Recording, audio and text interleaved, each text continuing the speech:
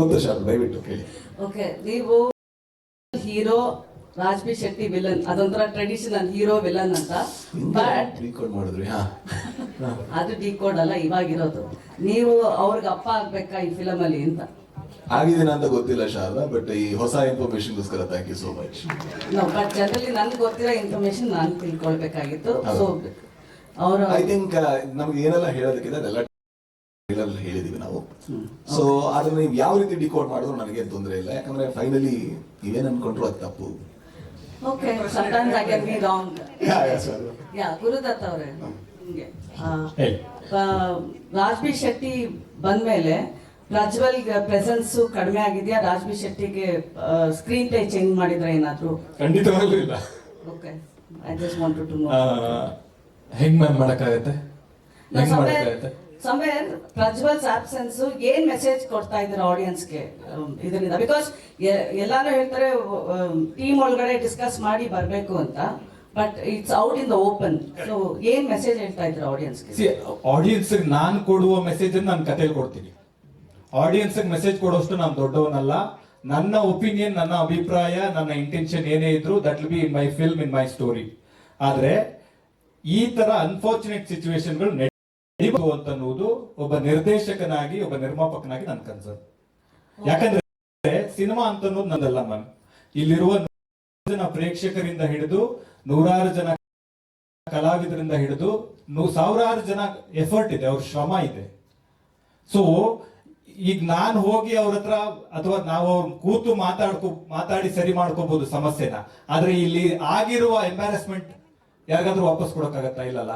ಇದು ಪ್ರೇಕ್ಷಕರ ಮುಂದೆ. ಇವಾಗ ನೋಡಿ, ಪ್ರವೀಣ್ ಅಣ್ಣ ಬಂದಿದ್ದಾರೆ, ಪ್ರವೀಣ್ ಶೆಟ್ರು. ಅವ್ರು ಇಡೀ ಜೀವನ ಅವ್ರು ಹೋರಾಟ ಮಾಡ್ಕೊಂಡ್ ಬಂದಿದ್ದಾರೆ. ನಾವು ಚಿಕ್ಕ ವಯಸ್ಸಿಂದ ಅವ್ರನ್ನ ನೋಡ್ಕೊಂಡ್ ಬೆಳೆದಿದೀವಿ, ಆಯ್ತಾ? ಅವ್ರಿಗೆ ಏನನ್ಸಿರುತ್ತೆ? ಅವ್ರನ್ನೆಲ್ಲ ನಾವು ಅತಿಥಿಗಳಾಗಿ ಕರೆದು, ಸಿನಿಮಾ ಗಣ್ಯರನ್ನ, ಪತ್ರಕರ್ತರನ್ನ, ಮಾಧ್ಯಮ ಮಿತ್ರರನ್ನ ಎಲ್ಲರನ್ನೂ ಕರೆದು ಈ ತರದೊಂದು ಅಲ್ವಲ್ಲ.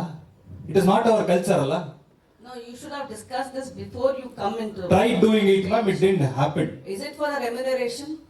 Not exactly. If it is also, it could have been communicated in a much better way. Okay. Last question. Last question for the day. Last question. Mitra sir. Mitra sir. Mitra sir.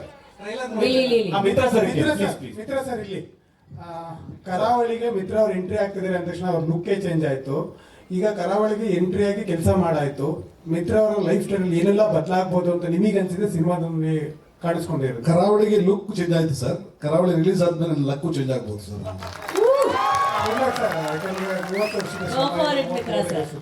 ಅದಾಗಲಿ luck change ಆಗಿ. ನಾನು ಒಂದು ವಿಷಯ ಸ್ಪಷ್ಟಪಡ್ತೀನಿ. ನನಗೆ ಈ ಕಾರ್ಯಕ್ರಮಕ್ಕೂ ಮುಂಚೆ ಆದ ವಿಚಾರದಲ್ಲಿ ನನಗೆ ವಿಷಾದ ಇದೆ. ಪ್ರಜ್ವಲ್ ಅವರು ನನ್ನ ತುಂಬ ಆತ್ಮೀಯ ಸ್ನೇಹಿತರು, ನನ್ನ ಫ್ಯಾಮಿಲಿ ಫ್ರೆಂಡು ಕೂಡ.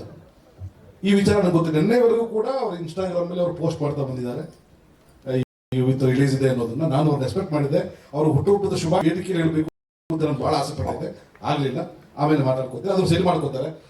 ಗುರುದತ್ ಅವರು ಭಾಳ ಬುದ್ಧಿವಂತರಿದ್ದಾರೆ, ಭಾಳ ಪ್ಲ್ಯಾನ್ಡ್ ಇದ್ದಾರೆ. ಪ್ರಜ್ವಲ್ ಅವರು ಕೂಡ ಸಿನಿಮೋತ್ಸವ ಭಾಳ ಜೋರಾಗಿದೆ. ಇದು ಕರಾವಳಿ ಮೇಲೆ ತುಂಬ ಹೋಪ್ಸ್ ಇದೆ. ಗೊತ್ತಿಲ್ಲ ಸರ್ ನನಗೆ. ಇದು ಮೋಸ್ಟ್ಲಿ ಅವ್ರಿಗೆ ಗೊತ್ತಿರ್ಲಿಕ್ಕಿಲ್ಲ. ಇಲ್ಲಿ ನಡೆದಿರೋದು ಮೋಸ್ಟ್ಲಿ ಪ್ರಜ್ವಲ್ ಅವರಿಗೆ ಗೊತ್ತಿರ್ಲಿಕ್ಕಿಲ್ಲ ಅಂತ ನನಗೆ ಅನಿಸುತ್ತೆ. ಗೊತ್ತಿಲ್ಲ. ಅವ್ರ ಮೊಬೈಲ್ ಸ್ವಿಚ್ ಆಫ್ ಆಗಿದೆ ಸರ್.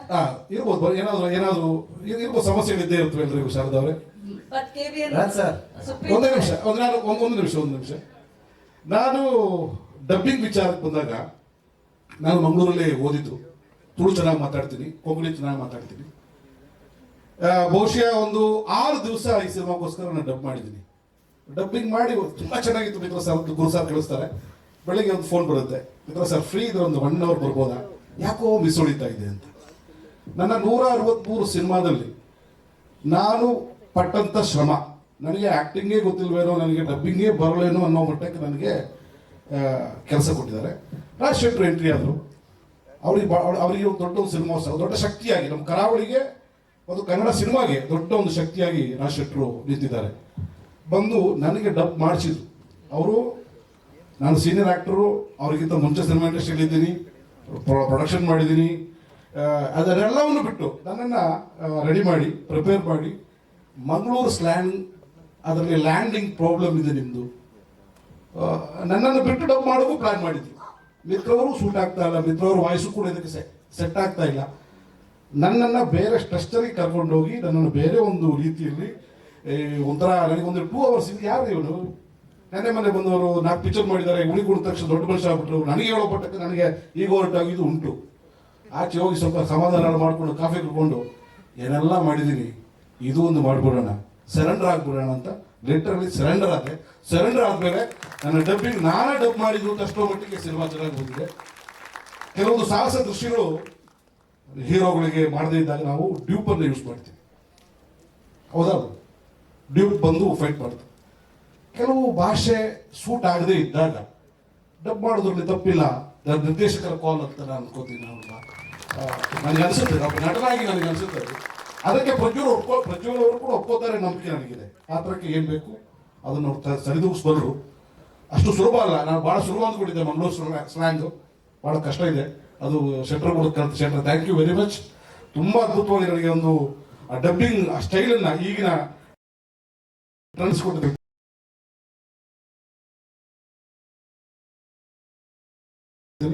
ಕರಾವಳಿಯಲ್ಲಿ ನನ್ನನ್ನು ಕರಾವಳಿ ಒಂದು ಒಳ್ಳೆ ಸಿನಿಮಾ, ಅದ್ರಲ್ಲಿ ನಾನು ಇರುವುದಕ್ಕೆ ನನಗೆ ಬಹಳ ಹೆಮ್ಮೆ ಇದೆ. Thank you Gurudatt sir, thank you KVN, thank you producers, thank you ನಮ್ಮ ಕ್ಯಾಮರಾಮನ್, ಎಕ್ಸ್ಟ್ರಾರ್ಡಿನರಿ ಕ್ಯಾಮರಾ ವರ್ಕ್, ಇಡೀ ಟೀಮಿಗೆ ನಾನು ಥ್ಯಾಂಕ್ಸ್ ಹೇಳ್ತೀನಿ. Thank you very much. Supreeth ಅವರೇ ಇಲ್ಲಿ